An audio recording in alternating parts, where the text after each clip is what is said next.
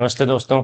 आज हम स्टार्ट करने वाले हैं वेक्टर का लेक्चर नंबर 4, जिसमें हम पढ़ेंगे प्रोडक्ट्स ऑफ वेक्टर। अभी तक हमने क्या क्या पढ़ा है वेक्टर में। वेक्टर क्या होता है, स्केलर क्या होता है, टाइप्स ऑफ वेक्टर पढ़े। उसके बाद हमने रेक्टेंगुलर कंपोनेंट ऑफ वेक्टर जिसे हम रेजोल्यूशन ऑफ वेक्टर कहते हैं। और जो सबसे इंपॉर्टेंट पढ़ा है, दो वेक्टर का रिजल्टेंट कैसे निकालते हैं। आपको फार्मूला याद होना चाहिए, under root A square plus B square plus 2ab cos theta. दो वेक्टर हैं, वेक्टर ए और वेक्टर बी, और उनके बीच का एंगल अगर थीटा है तो उनका रिजल्टेंट क्या होगा, उनका मतलब नेट इफेक्ट क्या आएगा, under root A square plus B square plus 2ab cos theta से हम निकाल सकते हैं। और सबसे जरूरी है आपको दो वेक्टर्स के बीच एंगल देखने आना चाहिए। इसके पहले वाले लेक्चर में मैंने ये सारी चीजें समझाई। तो आज हम क्या पढ़ने वाले हैं, प्रोडक्ट ऑफ वेक्टर, यानी कि दो वेक्टर को मल्टीप्लाई कैसे करते हैं। एडिशन में वही रिजल्टेंट जो हम कहते हैं उसी को ए प्लस बी इक्वल्स टू चाहे आप बोलिए या फिर रिजल्टेंट वेक्टर बोलिए। तो आज हम क्या पढ़ने वाले हैं, product of vector. Product of vectors. ठीक है, तो इसको दो पार्ट में कैटेगराइज किया गया है। एक होता है आपका डॉट प्रोडक्ट। डॉट प्रोडक्ट जिसे हम क्या बोलते हैं, स्केलर प्रोडक्ट भी बोलते हैं। स्केलर प्रोडक्ट भी बोलते हैं। दूसरी कैटेगरी क्या होती है, क्रॉस प्रोडक्ट। क्रॉस प्रोडक्ट इसे हम वेक्टर प्रोडक्ट भी बोलते हैं। अब इनकी जरूरत क्या पड़ी आगे आपको पता चलेगा, या फिर इनको दो पार्ट में क्यों बांटा गया, अभी बस इनके बारे में हमें समझना है ढंग से। तो थोड़ा सा मैं डॉट प्रोडक्ट और क्रॉस प्रोडक्ट के बारे में अगर आपको समझाऊं तो क्या होते हैं ये दोनों। डॉट प्रोडक्ट क्या होता है, अगर हम दो वेक्टर्स हैं हमारे पास, सपोज दैट अगर दो वेक्टर हैं, vector A and vector B, ठीक है, इनका हम प्रोडक्ट, डॉट प्रोडक्ट को ऐसे रिप्रेजेंट करते हैं ए डॉट बी। ठीक है, अगर इनको हम प्रोडक्ट करें, कोई दो वेक्टर हैं उनको मल्टीप्लाई करें, और जो तीसरी जो क्वांटिटी हमें मिलेगी, क्योंकि जब हम वेक्टर्स को मल्टीप्लाई करेंगे दो वेक्टर को कोई तीसरी क्वांटिटी मिलेगी। जैसे आप मास और एक्सीलरेशन को मल्टीप्लाई करते हैं तो फोर्स मिलता है, हालांकि मास यहाँ पे स्केलर है। लेकिन जब अगर हम दो वेक्टर्स को मल्टीप्लाई करें और मिलने वाली तीसरी क्वांटिटी अगर स्केलर क्वांटिटी आ रही है, तो एग्जाम्पल से मैं समझाऊंगा, स्केलर क्वांटिटी आ रही है तो हम उस प्रोडक्ट को बोलते हैं डॉट प्रोडक्ट।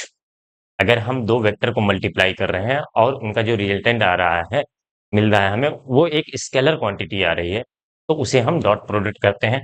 और अगर दो वेक्टर को मल्टीप्लाई करें, क्रॉस प्रोडक्ट को बीच में क्रॉस लगाते हैं, डॉट वाले में डॉट लगाते हैं, और इनको मल्टीप्लाई करने के बाद अगर एक वेक्टर क्वांटिटी आ रही है, वेक्टर क्वांटिटी आ रही है, तो हम क्या बोलेंगे, उसको क्रॉस प्रोडक्ट बोलेंगे। ठीक है, या फिर वेक्टर प्रोडक्ट बोलेंगे। तो आपको डिफरेंस दोनों में समझ में आ गया होगा। तो आज इस लेक्चर में हम डॉट प्रोडक्ट को डिटेल में समझने वाले हैं, उसके यूज क्या है उस पर क्वेश्चन करने वाले हैं। ठीक है, तो चलिए आपको दोनों में डिफरेंस थोड़ा सा पता चल गया होगा। सीधी सी बात है कि अगर दो वेक्टर क्वांटिटी को मल्टीप्लाई करेंगे, अगर स्केलर क्वांटिटी मिल रहा है तो उसे हम डॉट प्रोडक्ट बोलेंगे। एग्जाम्पल मैं दे देता हूँ आपको। एग्जाम्पल, आपने फार्मूला पढ़ा होगा, W equal to F S, या फिर एफ डॉट एस भी बोलते थे इसको, याद है? नाइन्थ में पढ़ा होगा, तो नहीं पढ़ा होगा, ट्वेल्थ वाले बच्चे हैं तो इलेवंथ में अच्छे से पढ़ा होगा इस चीज को। तो फोर्स क्या है, एक वेक्टर क्वांटिटी है। डिस्प्लेसमेंट क्या है, एक वेक्टर क्वांटिटी है। और जो उसको मल्टीप्लाई करने पे मिल रहा है हमें वर्क, ये कैसी क्वांटिटी है, स्केलर क्वांटिटी। तो इसको हम डॉट प्रोडक्ट बोलेंगे। इसको बाद में हमने बना लिया, हालांकि ये तरीका नहीं है।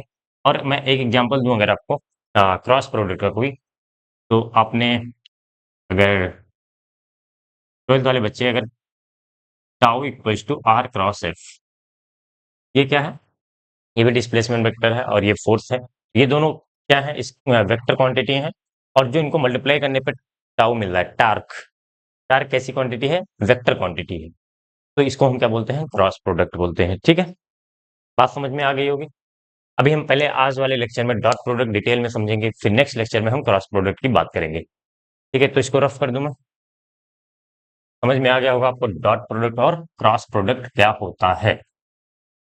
ठीक है, स्केलर अगर कोई नंबर हो, स्केलर क्वांटिटी हो, तो उनका प्रोडक्ट जैसे हम नंबर का करते हैं तो वैसे उनका प्रोडक्ट हो जाता है। लेकिन dot product, sorry, vector product में जब वेक्टर क्वांटिटी का प्रोडक्ट करते हैं तो उसके लिए अलग तरीके हैं। तो सबसे पहले मैं समझते हैं आज हम डॉट प्रोडक्ट क्या होता है। ठीक है, सीधा सीधा मैं इसका फॉर्मूला बताने जा रहा हूं।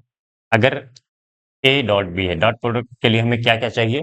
एक तो उसका दोनों वेक्टर का मॉड चाहिए, मॉड मतलब मैग्नीट्यूड चाहिए, और उनके बीच का एंगल चाहिए। ठीक है, तो ए डॉट बी ये होता है mod A mod B cos theta. ठीक है, आप ये फार्मूला बिल्कुल एकदम रख लीजिए। क्वेश्चन वगैरह कैसे करेंगे अभी हम इनकी बात करेंगे। ए डॉट बी क्या होता है? Mod A mod B cos theta. Theta क्या है? Theta is the angle between vector A and vector B. ठीक है, और एंगल कैसे देखते हैं आपको ये पता होना चाहिए। ये अगर हम ए की डायरेक्शन में जा रहे हैं और अपनी डायरेक्शन को चेंज करें बी की डायरेक्शन में, तो जितना हमें घूमना पड़ेगा वही होता है ए और बी के बीच का एंगल। ठीक है, तो ए डॉट बी का ये फार्मूला हो गया। अच्छा, इसी को मैं अगर बी डॉट ए लिखूं तो क्या होगा? मॉड बी मॉड ए कॉस थीटा। है तो दोनों चीज वही, क्योंकि ये तो मैग्नीट्यूड है ना, इसमें कोई डायरेक्शन नहीं है। तो चाहे हम ए डॉट बी करें तब भी वही आएगा, चाहे बी डॉट ए करें तब भी वही आएगा, बी ए कॉस थीटा। तो इसको हम इस तरीके से लिख देते हैं, A dot B equals to B dot A. ठीक है, इसी को हम बोलते हैं कम्यूटेटिव लॉ। तो डॉट प्रोडक्ट जो है कम्यूटेटिव लॉ को फॉलो करता है। Vector dot product commutative law को, जैसे कि हमने रिजल्टेंट में निकाला था या फिर एडिशन ऑफ वेक्टर में देखा था, A vector A plus B equals to B plus A. तो ये हो गया आपका कम्यूटेटिव लॉ। ठीक है, अभी एग्जांपल लेंगे तो समझ में आएगा। अभी आप फार्मूला याद कर लीजिए बस। ए डॉट बी का फार्मूला क्या होगा? Mod A mod B cos theta, या फिर नॉर्मली हम क्या ए बी कॉस थीटा भी लिख देते हैं, ए बी कॉस थीटा भी लिख देते हैं, लेकिन आप इसका मतलब समझिए ये मैग्नीट्यूड रखा हुआ है, इसमें डायरेक्शन नहीं, वेक्टर ए नहीं है। और अगर हम मिलेगा जो हमें मिलेगा डॉट प्रोडक्ट करने के बाद एक स्केलर क्वांटिटी मिलती है, तो स्केलर क्वांटिटी में कोई डायरेक्शन नहीं होती, यानी कि जो डॉट प्रोडक्ट का रिजल्टेंट आएगा आप देख लीजिए इसमें कोई डायरेक्शन तो है नहीं। या फिर जैसे हम आई कैप जे कैप अभी एग्जांपल लेंगे तो समझ में आए, तो इसमें आई जे के इस तरह सा कुछ नहीं आता है। और बात करें अगर हम इसी समय थोड़ा सा क्रॉस प्रोडक्ट की, तो क्रॉस प्रोडक्ट में ऐसा नहीं होगा, जब A cross B not equal to B cross A. A cross B और बी क्रॉस ए नहीं सही सही नहीं होता है। आगे हम पढ़ेंगे तो ठीक है। अब एक होता है डिस्ट्रीब्यूटिव लॉ। तो डिस्ट्रीब्यूटिव लॉ क्या होता है वो भी देख लीजिए। मान लीजिए है ए डॉट बी प्लस सी। ये डिस्ट्रीब्यूटिव लॉ भी फॉलो करता है, यानी कि सिंपल सा जैसे हम स्केलर का मल्टीप्लाई करते हैं वैसे मल्टीप्लाई कर देते हैं A dot B plus A dot C. इसको हम क्या बोलते हैं? Distributive law. Distributive law. तो डॉट प्रोडक्ट कम्यूटेटिव लॉ और डिस्ट्रीब्यूटिव लॉ दोनों फॉलो करता है। आप इसको नोट कर लीजिए।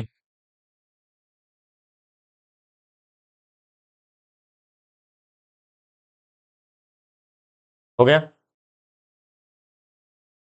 थोड़ा सा इस पे साइन की बात कर लेते हैं कि अगर हमारे पास A dot B B dot A है, A dot B B dot A, angle के बारे में बात कर लेते हैं।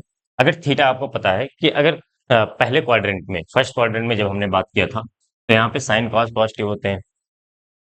सॉरी, यहाँ पे फर्स्ट क्वाड्रेंट में सारे पॉजिटिव हैं, sine cos tan cos sec cosec सब पॉजिटिव होते हैं। यहाँ पे साइन और कोसेक पॉजिटिव होते हैं, यहाँ पे टेन और कॉट, यहाँ पे कॉस और सेक। तो अगर थीटा एक्यूट एंगल हुआ, एक थीटा एक्यूट एंगल का मतलब 0 से 90 एक्यूट एंगल। ठीक है, अगर थीटा 0 से 90 के बीच में हुआ तो ये cos थीटा की वैल्यू पॉजिटिव आती है, और ये मॉड है तो ये तो है ही पॉजिटिव। तो जो है ए डॉट बी क्या होगा? ए डॉट बी क्या आएगा आपका? पॉजिटिव आएगा, मतलब ग्रेटर देन 0 आएगा। ठीक है, अगर हम थीटा को ऑब्ट्यूस एंगल ले लें, यानी कि 90 से 180, if theta is obtuse angle. Obtuse angle का मतलब क्या हुआ? 90 से 180। तो क्या होगा? सेकंड क्वाड्रेंट में पहुंच जाएंगे, और सेकंड क्वाड्रेंट में cos थीटा निगेटिव होता है, तो जो भी आएगा ए डॉट बी वो निगेटिव में आएगा, A dot B is less than 0। अगर 90 हो जाए, if theta is 90, theta is 90, मतलब समझिए थीटा 90, कॉस 90 की वैल्यू 0, 0 से मल्टीप्लाई करेंगे तो सारा कुछ 0 हो जाएगा, यानी कि ए डॉट बी क्या हो जाएगा उस टाइम पे 0 हो जाता है। अगर दो वेक्टर परपेंडिकुलर है, दो वेक्टर परपेंडिकुलर है, उनका डॉट प्रोडक्ट हम निकालें तो वो 0 आता है। बात समझ में आ रही है? ये बहुत इंपॉर्टेंट लाइन है, आगे इसका काफी यूज है, तो इसको आप ध्यान से याद कर लीजिए। ठीक है, ये तो पता होना चाहिए, लेकिन ये इसका यूज अभी हम आगे करेंगे, नोट कर लीजिए आप इसको।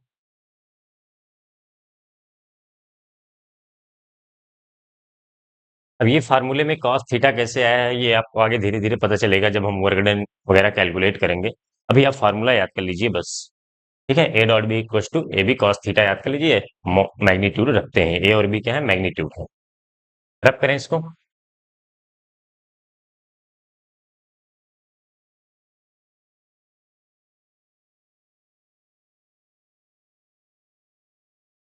चलिए,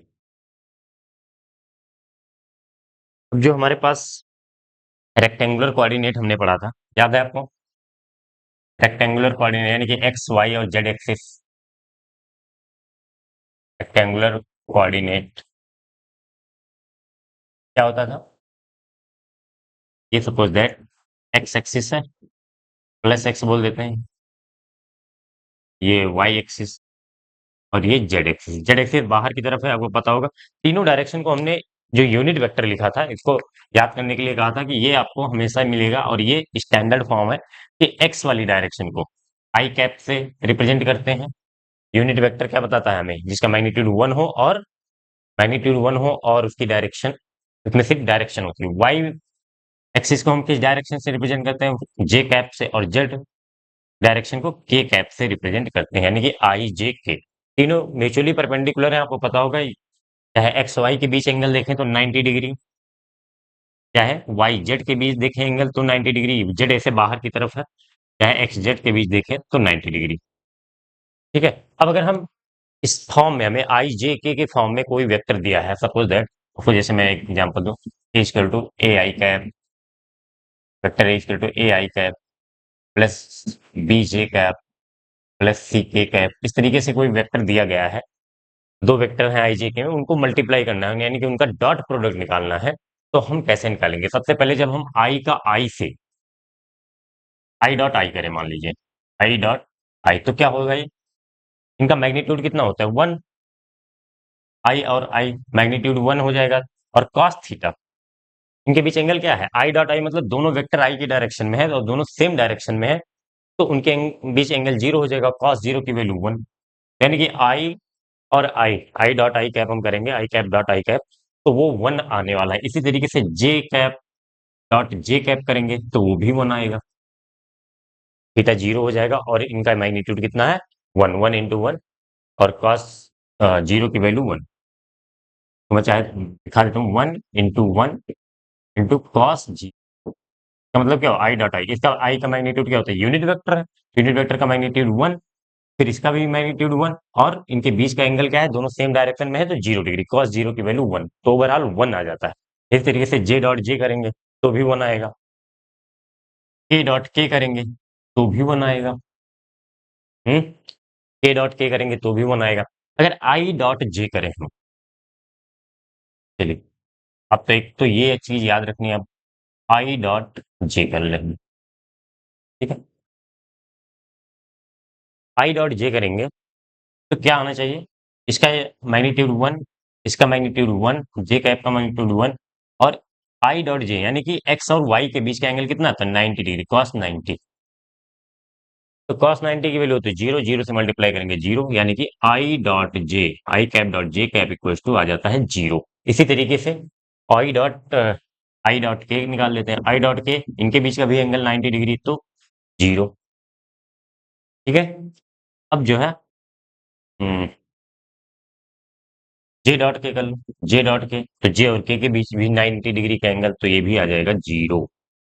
ठीक है, अब चाहे माइनस आई माइनस जे ले या माइनस आई जे ले, किसी भी के बीच एंगल, कोई भी रेक्टेंगुलर कोऑर्डिनेट, इसलिए इसका नाम ही रेक्टेंगुलर है, मतलब परपेंडिकुलर, तो उनके बीच का एंगल 90 डिग्री, अगर इन्हीं दो डायरेक्शन के बीच में मल्टीप्लाई करेंगे तो वो जीरो हो जाता है, डॉट प्रोडक्ट, उसके डॉट प्रोडक्ट की बात अभी हम कर रहे हैं। और अगर सेम डायरेक्शन में दो वेक्टर हैं, सेम डायरेक्शन में वेक्टर हैं, तो उनके बीच एंगल 0 डिग्री हो जाएगा और उनका प्रोडक्ट हो जाता है, अगर यूनिट वेक्टर है तो 1। ये बात आपको याद रखनी है, ठीक है। अभी हम जब क्वेश्चन करेंगे तो बहुत जल्दी से आपको समझ में आएगा। और हमें पता है डॉट प्रोडक्ट का जो है, जो डॉट प्रोडक्ट के बाद क्वांटिटी आती है वो स्केलर क्वांटिटी आती है, तो उसमें कोई डायरेक्शन नहीं होगा, ठीक है। ये बात आपको समझ में आ गई। रेक्टेंगुलर कोऑर्डिनेट में एक्स वाई जेड की डायरेक्शन में अगर वेक्टर्स दिए गए हैं तो उनका डॉट प्रोडक्ट कैसे निकालेंगे, ये चीज अभी आपको समझ में आई। आगे जो है हम क्वेश्चन लेंगे तो अभी और डिटेल में आपको अच्छे से समझ में आ जाएगा, ठीक है।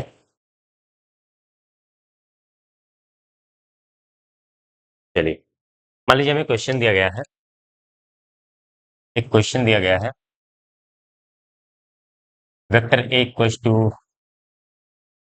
2i cap plus 3j cap, इस तरीके से दिया गया। वेक्टर बी इक्वल्स टू दिया गया है आपको 3i cap minus 4j cap, ठीक है, इस तरीके से दिया गया है। और हमसे कह रहा है ए डॉट बी निकालो, ए डॉट बी की वैल्यू बताओ, ठीक है। तो एंगल वगैरह तो यहाँ पे नहीं दिया है, तो सीधा सीधा हम क्या करें, mod A mod B cos theta कर दें। Mod A mod B cos theta, अगर एंगल दिया होता दोनों के बीच तो हम इसका मैग्नीट्यूड निकालते हैं। इसका मैग्नीट्यूड कैसे निकलेगा, अंडर रूट 2 का स्क्वायर प्लस 3 का स्क्वायर। अगर आई जे के परपेंडिकुलर है तो उसमें 2ab कॉस थीटा नहीं लिखते हैं, क्योंकि कॉस 90 होता है, 90 की वैल्यू 0, तो under root x square plus y square. और इसका भी under root 3 square plus 4 square. तो जो भी मैग्नीट्यूड आता into A B cos theta हम कर देते हैं। लेकिन यहाँ पे हमें एंगल वगैरह दिया नहीं गया है, तो हम कैसे करेंगे, जो वेक्टर दिया गया है डायरेक्ट उनको लिखते हैं, 2i cap plus 3j cap dot 3i cap minus 4j cap. अब इसको मल्टीप्लाई करते हैं, 2i कैप को लेंगे, दोनों में करेंगे, 2 × 3, 2 3 जा 6, आई कैप क्या होता है, आई कैप अभी क्या किया था मैंने, 1 आया था तो ये 1 हो जाएगा। फिर ये प्लस है माइनस, तो माइनस आ जाएगा, 2 × 4 तो 8i j कैप। आई और जे के बीच एंगल कितना होता है, एक्स एक्सिस और वाई एक्सिस के बीच एंगल 90 डिग्री, तो कॉस 90 हो जाएगा।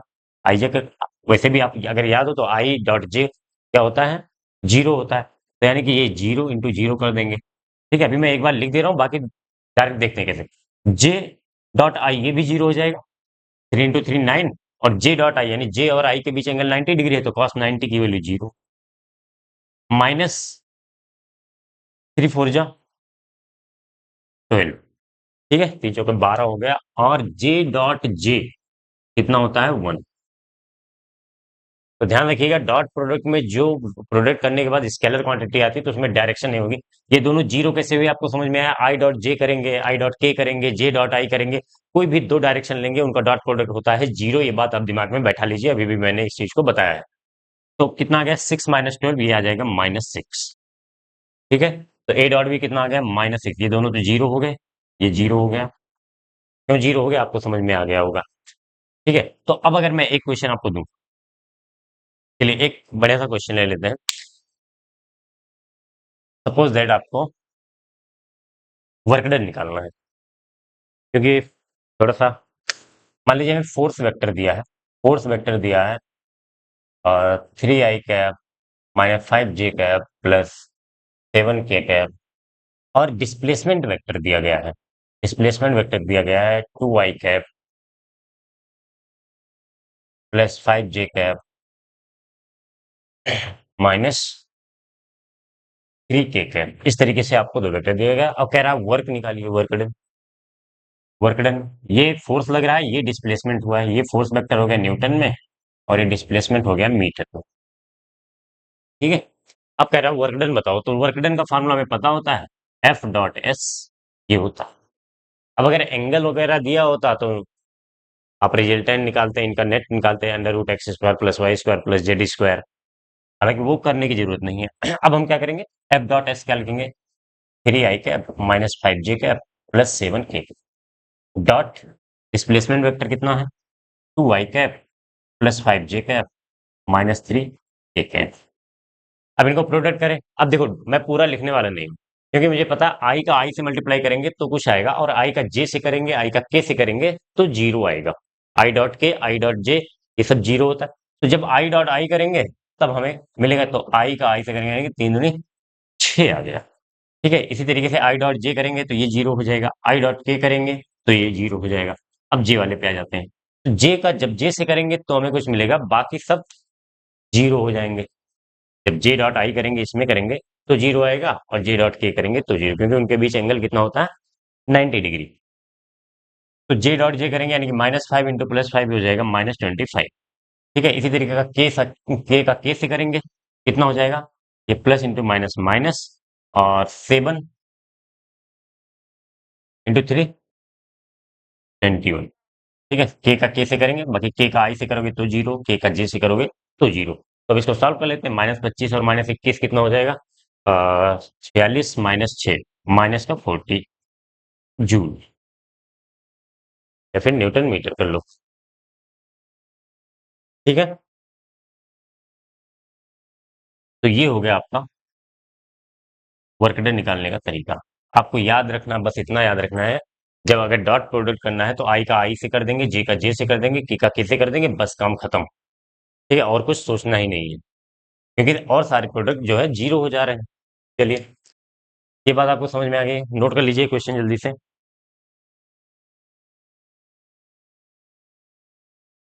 हो गया। अब हम बात कर लेते हैं, अगर एंगल निकालना है हमें दो वेक्टर्स के बीच, यूज कहाँ करेंगे। एक तो वर्क डन वगैरह निकालने में आपको यूज करना है, यूज ऑफ डॉट प्रोडक्ट अगर हम बात करें, use of dot product.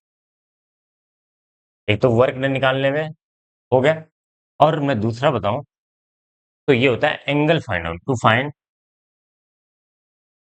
Angle between two vector, angle between two vectors. अभी कैसे करेंगे, इस पे एक एग्जांपल लेके मैं समझाता हूँ। सपोज दैट हमें दो वेक्टर दिए गए हैं, vector A equals to 3i cap plus 4j cap. ठीक है, वेक्टर बी इक्वल्स टू, चलो I cap plus J cap दे दिया गया। ठीक है, इतना दे दिया गया है, तो कह रहा है find the angle between A and B, find angle between vector A and vector B. ठीक है, इन दोनों के बीच एंगल हमें निकालना है, तो हम कैसे करेंगे, अब ध्यान से देखिए। अगर एंगल की बात करें तो तुरंत आपको डॉट प्रोडक्ट दिमाग में आना चाहिए, क्यों, क्योंकि ए डॉट बी अगर हम करें, ए डॉट बी करें तो क्या होता है, 1 मिनट।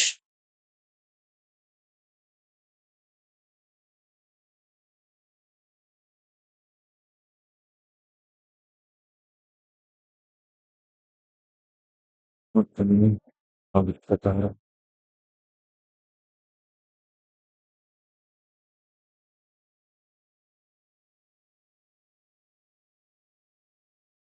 चलिए ठीक, तो ए डॉट बी क्या होता है, A dot B mod A mod B cos theta. तो यहाँ पे हमें मैग्नीट्यूड निकालना पड़ेगा, मॉड ए कितना हो जाएगा, चलिए मॉड ए अगर हम निकाल लें तो क्या होगा, √3² प्लस 4², दोनों का स्क्वायर करेंगे, √3² 9 प्लस 4² 16। तो मॉड ए कितना आ जाएगा, 16×9 = 25, और 25 का स्क्वायर रूट 5। ठीक है, मॉड बी की बात करें, मॉड बी की बात करें तो कितना हो जाएगा, ये √1² प्लस 1², इसका मैग्नीट्यूड 1 है ना, तो 1² प्लस 1² क्या हो जाएगा, √2। ठीक है, मॉड ए मॉड बी आ गया। अब ए डॉट बी हम डायरेक्ट एक बार कैलकुलेट करें, ए डॉट बी कैसे करेंगे, ए डॉट बी अगर हमें निकालना है, अभी ये फार्मूला हम यूज करेंगे, ये फार्मूला हमें पता है। तो आई का आई से, 3 × 1 3, प्लस जे का जे से, 4 × 1 4, 4 प्लस 3 कितना हो गया, 7। यानी कि ए डॉट बी आ गया 7। अब इस फॉर्मूले में रख देते हैं, ए डॉट बी 7, मॉड ए कितना आया 5, और मॉड बी आया है √2 कॉस थीटा। ठीक है, तो कॉस थीटा यहाँ से क्या हो जाएगा, कॉस थीटा क्या हो जाएगा यहाँ से, 7/5 √2, 7/5 √2। मतलब अगर थीटा निकालें तो कॉस इनवर्स 7/5 √2। ठीक है, अगर यहाँ पे ऐसी वैल्यू आती, यहाँ पे अगर ऐसा कुछ आता, जैसे मान लीजिए 1/2 आ जाए, 1/2 आ जाता, तो कॉस थीटा में किसकी वैल्यू 1/2 होती है, 60 डिग्री। cos 60 की वैल्यू 1/2 होती है तो थीटा इक्वल टू 60 डिग्री। अगर ऐसी वैल्यू नहीं आ रही जिसकी एग्जैक्ट एंगल हमें नहीं पता है, तो हम इस तरीके से theta equal to cos inverse 7/5√2 लिख देते हैं। यही एंगल है इसके बीच का। ठीक है, cos इनवर्स लगा देते हैं और जो भी यहाँ पे आया, अगर यहाँ पे ऐसे √3/2 आया होता तो हम क्या कर देते, √3/2 आया होता तो हम एंगल बता देते 30 डिग्री आ जाता। 1/2 पे 60 डिग्री, 1/√2 आ जाता 45 डिग्री। इसी तरीके से हम जो एंगल हमें पता है उसको लिख देंगे, नहीं पता है तो theta equal to cos inverse 7/5√2। ठीक है, तो एंगल निकालने के काम आता है एक तो डॉट प्रोडक्ट। ठीक है, और वो वाला आप याद रखिएगा, कौन सा, अगर दो प्रोडक्ट परपेंडिकुलर है, उनके बीच एंगल 90 डिग्री है, तो उनका डॉट प्रोडक्ट जीरो होता है। उस पर भी क्वेश्चन बनते हैं, आगे मैं कराऊंगा। तो एक क्वेश्चन लेते हैं, एक क्वेश्चन मैं लिख रहा हूँ, ध्यान से देखिए। एक मिनट, चलिए। वेक्टर ए दिया है हमें एक्स आई कैप प्लस वाई जे कैप प्लस जेड के कैप। ठीक है, ये वेक्टर ए दिया गया है हमें। अब हमें क्या करना है, कह रहा है कि if vector A makes angle with X axis, Y axis and Z axis, ध्यान से देखिएगा, बढ़िया क्वेश्चन है। Z axis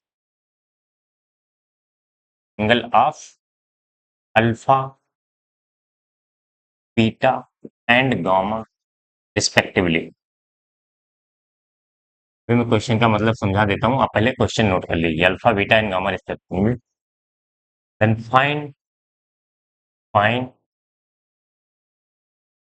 cos alpha, cos beta and cos gamma. अब ये है क्या, इसी को बोलते हैं डायरेक्शन कोसाइन। डायरेक्शन कोसाइन, जो बच्चे मैथ पढ़ेंगे 11th 12th में, उनको ये चीज पढ़ने को मिलेगा। ठीक है, तो अब हमें cos alpha, cos beta, cos gamma क्या दिया है कि एक वेक्टर दिया है एक्स आई कैप, वाई जे कैप, जेड के कैप। यहाँ पे कुछ वैल्यू दे सकता है, और वो जो वेक्टर है वो एक्स एक्सिस के साथ अल्फा एंगल बना रहा है, जेड एक्सिस के साथ बीटा, और सॉरी, वाई एक्सिस के साथ बीटा और जेड एक्सिस के साथ गामा एंगल। चलो मैं बना भी देता हूँ थोड़ा सा। ये आपका कोऑर्डिनेट सिस्टम है, एक्स वाई जेड। ठीक है, सपोज दैट यहाँ पे एक एंगल है, वेक्टर है, इस तरह से बाहर कुछ आया हुआ है, प्लेन में नहीं है, नहीं तो जेड एक्सिस के साथ कहीं भी हो सकता है, चलिए जी। हालांकि ये तीनों दिया गया है तो ये बाहर होगा ऐसे। ठीक है, ये हो गया वेक्टर ए। अब ये जो कह रहा है, जो एक्स एक्सिस एक्सिस के साथ जो एंगल है वो अल्फा है, वाई एक्सिस के साथ बीटा है, और ये बाहर होगा। ध्यान रखिएगा, ये एंगल ऐसे बनेगा, ऐसे मान लीजिए वेक्टर ए ये वाला पेन है। ठीक है, तो ये अल्फा, वाई एक्सिस के साथ बीटा दिख रहा है। ये मान लीजिए बाहर की तरफ कोई वेक्टर आया है, तो एक्स एक्सिस के साथ अल्फा, वाई एक्सिस के साथ बीटा, और जो जेड एक्सिस के साथ है ये एंगल, वो क्या है, गामा है। तो cos alpha, cos beta, cos gamma निकालना है। तो अब कैसे निकालें, अब थोड़ा सा दिमाग लगाइए। अभी हम डॉट प्रोडक्ट पढ़ रहे हैं, डॉट प्रोडक्ट का यूज करके, और इसमें कॉस थीटा आता है ना, तो हम क्या करेंगे, अगर हमें एक्स एक्सिस के साथ एंगल निकालना है तो एक्स एक्सिस की डायरेक्शन क्या होता है, आई कैप, वाई का जे कैप और जेड का के कैप। तो अगर हम ए डॉट आई कैप कर दें तो ये क्या होगा, mod A mod I cap cos, angle कितना है दोनों के बीच, ये आई कैप मतलब एक्स एक्सिस को रिप्रेजेंट कर रहा है ना, तो कॉस अल्फा। ठीक है, अब मॉड ए कितना होगा, √x² plus y square plus z x square. तो ए डॉट आई अगर निकालना चाहें हम, तो ध्यान से देखिए, एक्स डॉट, अगर ए वेक्टर है एक्स आई कैप प्लस वाई जे कैप प्लस जेड के कैप, एक समझा दे रहा हूँ, बाकी सब डायरेक्ट लिखेंगे। और बी वेक्टर, यानी कि यहाँ पे जो हम बी लिखते थे, दूसरा वाला वेक्टर क्या है, आई कैप है। बाकी चाहो तो जीरो जे कैप लिख सकते हो प्लस जीरो के कैप। जब हम एक्स एक्सिस के साथ की बात कर रहे हैं अल्फा की, तो ए और आई कैप होगा ना, तो आई का आई के साथ मल्टीप्लाई करेंगे तो कितना हो जाएगा, ए डॉट बी यहाँ पे एक्स आ जाएगा, बाकी सब जीरो हो जाएंगे, जे का जे के साथ जीरो जी। तो ए डॉट आई कितना आने वाला है, एक्स आने वाला है। एक्स का हम आई कैप से मल्टीप्लाई कर देंगे, वाई का क्योंकि जे वाला जब एक्स डायरेक्शन में कर रहे हैं तो जे वाला 0 है और जेड वाला 0 है। ठीक है, तो यहाँ पे देख लीजिए ध्यान से, वेक्टर ए ये दिया है, वेक्टर बी यानी कि जिससे हम मल्टीप्लाई करें, अभी एक्स वाला जब हम लेंगे तो उसमें सिर्फ आई कह पाएगा जब एक्स डायरेक्शन में जा रहे हैं। तो आई का आई के साथ करेंगे, एक्स इंटू 1 एक्स आ जाएगा। तो ए डॉट आई कितना आ जाएगा, एक्स आ जाएगा। मॉड ए क्या होगा, under root x square plus y square plus z square. और आई कैप का unit vector 1 into cos alpha, cos alpha. ठीक है, तो कॉस अल्फा कितना हो जाएगा, कॉस अल्फा कितना हो जाएगा, x upon under root x square plus y square plus z square. ये बात आपको समझ में आ रही है कि नहीं? अगर थोड़ा बहुत कंफ्यूजन है तो आपको ए डॉट आई, कैसे हमने कॉस अल्फा दिया था, अल्फा किसके किसके बीच का एंगल है, ये जो वेक्टर ए दिया गया है और एक्स वाली डायरेक्शन यानी कि आई कैप, तो उनका डॉट प्रोडक्ट लेंगे, ए डॉट आई करेंगे तो कितना आएगा, एक्स। जब आई का आई के साथ करते हैं तो एक्स इंटू 1 एक्स आ जाएगा, एक्स इंटू 1 एक्स आ जाएगा, और इसका 0 आ जाएगा, इसका भी 0 आ जाएगा, क्योंकि ये दोनों है ही नहीं जब इससे कर रहे हैं। तो ओवरऑल एक्स आएगा। इसी तरीके से हम देख के लिख सकते हैं, आप वाई और जे के साथ, के के साथ भी कर सकते हैं, कॉस बीटा, यानी कि वाई के साथ कितना एंगल बना बीटा, तो ये कितना हो जाएगा, y upon under root x square plus y square plus z square. Same इसी तरीके से आप चाहे तो कर सकते हैं, नहीं तो यार कॉस गामा यानी कि जेड एक्सिस के साथ जो एंगल बन रहा है उसका कॉस कितना आएगा, z upon under root x square, दिख रहा है यहाँ पे, x square plus y square plus z square. ठीक है, ये आपको आगे धीरे धीरे जैसा जहां जहां यूज होगा मैं बताता जाऊंगा, क्वेश्चन मिलते जाएंगे, हम करते जाएंगे। लेकिन अभी क्या है, कहाँ कहाँ यूज होगा ये हमने देख लिया। एक तो हमें वर्क डन निकालना, फोर्स वेक्टर, डिस्प्लेसमेंट वेक्टर, जहां भी डॉट प्रोडक्ट आएगा इसी तरीके से करेंगे, आप इतना समझ लीजिए। बाकी दो वेक्टर्स के बीच एंगल निकालना हो तो हम निकाल लेंगे उनका डॉट प्रोडक्ट करके। और अगर दो वेक्टर्स के बीच एंगल 90 डिग्री है तो उनका डॉट प्रोडक्ट 0 आएगा, ये भी ध्यान रखना है क्योंकि उसका यूज करेंगे। और इस तरीके से एंगल निकाल सकते हैं। अब दूसरा एक यूज कर देते हैं,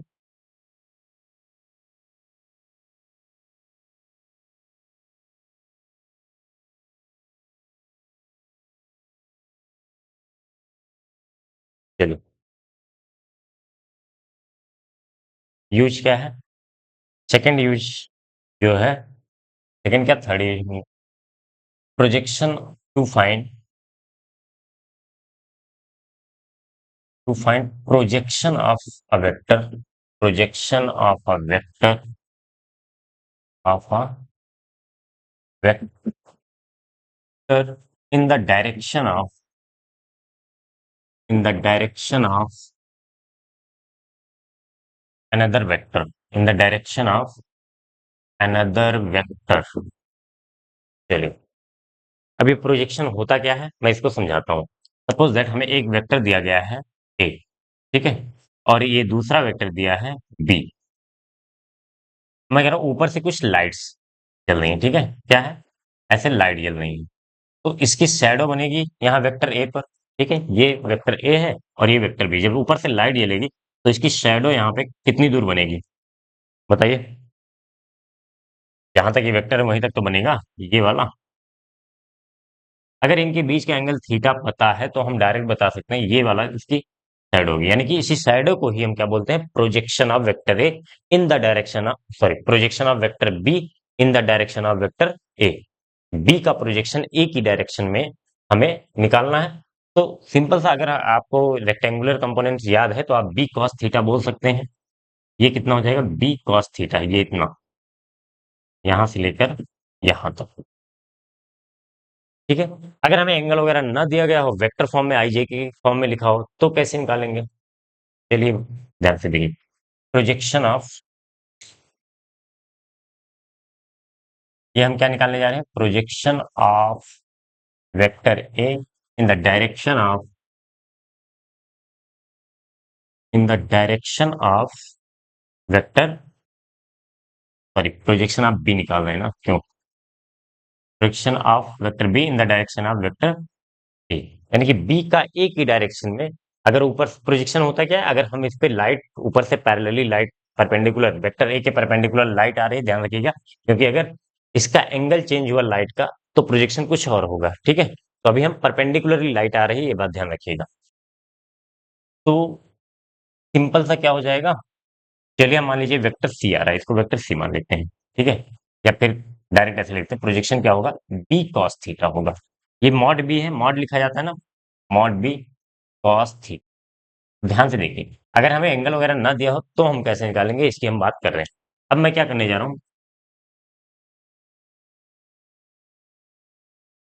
मॉड ए से ऊपर नीचे मल्टीप्लाई कर दे रहा हूँ। क्यों कर रहा हूँ अभी आपको पता चलेगा। मॉड ए से ऊपर भी कर दिया और मॉड बी से, मॉड ए से नीचे भी कर दिया है। तो बी कॉस थीटा था, मॉड ए से ऊपर नीचे मल्टीप्लाई किया, मॉड ए मॉड। अब क्या हो जाएगा, mod A mod B cos theta क्या होता है, ए डॉट बी होता है, आपको याद हो, अपॉन मॉड ए, अपॉन मॉड ए। ये बात आपको समझ में आ रही है कि नहीं, ये बताइए आप। ये प्रोजेक्शन हो गया, चलो इसको मैं पी बोल दे रहा हूँ, ठीक है।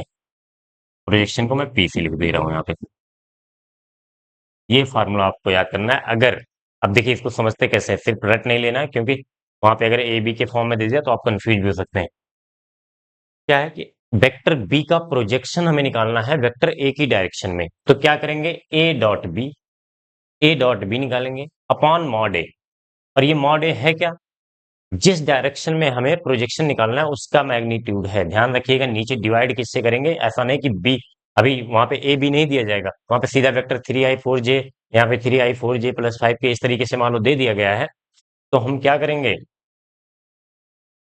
जिस डायरेक्शन में हमें प्रोजेक्शन निकालना है उसके मैग्नीट्यूड से नीचे डिवाइड करेंगे और ऊपर दोनों का डॉट प्रोडक्ट ले लेंगे। अभी मैं इस पे एक क्वेश्चन कराता हूँ तो आपको अच्छे से समझ में आएगा।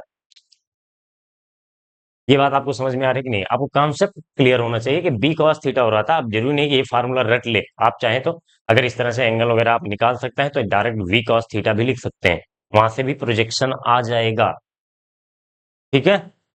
यानी कि ये लेंथ हमें निकालनी थी, इसका प्रोजेक्शन कितना इस पे पड़ रहा है, लाइट साइडो कितनी दूर बन रही है। एक क्वेश्चन ले, अभी क्वेश्चन से आपको समझ में आ जाएगा। चलिए, एक वेक्टर हमें दिया गया है, मान लीजिए वेक्टर ए दिया गया है, 3i cap +4j cap +5k cap. और वेक्टर बी दिया गया है, वेक्टर बी दिया गया है, चलिए थोड़ा सिंपल डेटा ले लेते हैं, +i +j+k कैप, ठीक है। इसका सबका मैग्नीट्यूड 1 1। तो क्वेश्चन ये है कि find projection of, find projection of vector A in the direction of, in the direction of vector B, ठीक है। अगर इसका हमें इनके बीच का एंगल पता होता, ध्यान से देखिए, अगर इनके बीच का एंगल पता होता तो हम क्या करते हैं, इसका मैग्नीट्यूड निकालते हैं, मॉड ए कॉस थीटा कर देते हैं, यही तो होता। लेकिन एंगल वगैरह नहीं दिया है तो हमें ये फार्मूला लगाना पड़ेगा, P equal to A dot B, vector A dot vector B upon mod A. अब यहाँ पे आप कंफ्यूज मत होइए कि मॉड ए करना है तो इससे डिवाइड कर देना है। मॉड बी कौन सा था, मॉड ए क्या था यहाँ पे जब हमने फार्मूला बताया था, मॉड ए वो डायरेक्शन थी जिसमें हमें प्रोजेक्शन निकालना था, जिसमें हमें तो ए डॉट बी करेंगे 3 × 1 3 +4 × 1 4 +5 × 1 5। अब तो आपको डॉट प्रोडक्ट करना आ गया होगा, आपको डॉट प्रोडक्ट करना होगा, 3 × 1 3 4 × 1 आई का आई के साथ, जे का जे के साथ, के का के साथ, अपॉन मॉड ए। मॉड ए यहाँ पे ये वाला नहीं है, ध्यान रखिएगा। मॉड ए है उसका भी ये मैग्नीट्यूड होता होता था जिसकी डायरेक्शन, जिस डायरेक्शन में हम प्रोजेक्शन निकाल रहे थे। किस डायरेक्शन में प्रोजेक्शन निकाले, क्वेश्चन पढ़िए, find projection of A in the direction of B. तो यहाँ पे बी का हम निकालेंगे, ठीक है। यहाँ पे मैं लिखना चाहूँ तो बी लिखेंगे, क्यों लिखेंगे, क्योंकि बी की डायरेक्शन में प्रोजेक्शन निकालना है। तो बी का मॉड क्या हो जाएगा, √1² +1² +1² यानी कि √3, कितना हो जाएगा, 12/√3, ठीक है। आप इसको और सॉल्व करना चाहें तो √3 से ऊपर नीचे मल्टीप्लाई कर दीजिए, तो कितना हो जाएगा, √12 √3 ऊपर और नीचे √3 × √3 3 और 3 × 12, तो ये आ जाएगा 4√3। जो भी यूनिट वगैरह दी गई हो, मीटर में दिया है तो मीटर में आ जाएगा, सेंटीमीटर में दिया है तो सेंटीमीटर में आ जाएगा। बताइए आपको ये चीज़ समझ में आई कि नहीं? आप चाहें तो मैथ वाले बच्चे हैं उनका क्लास 12th में जो है वेक्टर चैप्टर में से वहाँ के भी क्वेश्चन कर सकते हैं। और जो मैथ वाले बच्चे नहीं हैं, वो फिजिक्स में भी ऐसे क्वेश्चन मिलेंगे। मैं अगले लेक्चर में कुछ क्वेश्चन लेके आऊँगा इस पे डॉट प्रोडक्ट पे, पहले वो कराऊँगा, फिर जो है क्रॉस प्रोडक्ट पढ़ेंगे। आपको बेसिक आइडिया आपको लग गया होगा कि डॉट प्रोडक्ट होता क्या है, कैसे निकालते हैं, आपको ये बहुत इंपॉर्टेंट यूज़ कहाँ-कहाँ करते हैं। एक तो जब अगर हमें कहीं पे भी कोई भी फ़ॉर्मूला ऐसा लग रहा है जिसमें डॉट प्रोडक्ट आ रहा है, तो वहाँ पे हम ये डॉट प्रोडक्ट का सिस्टम यूज़ कर सकते हैं। और एंगल, 2 वेक्टर के बीच एंगल निकालना हो, प्रोजेक्शन निकालना हो, तो ये सारी चीज़ें हम कर सकते हैं। मिलते हैं नेक्स्ट लेक्चर में। Thank you.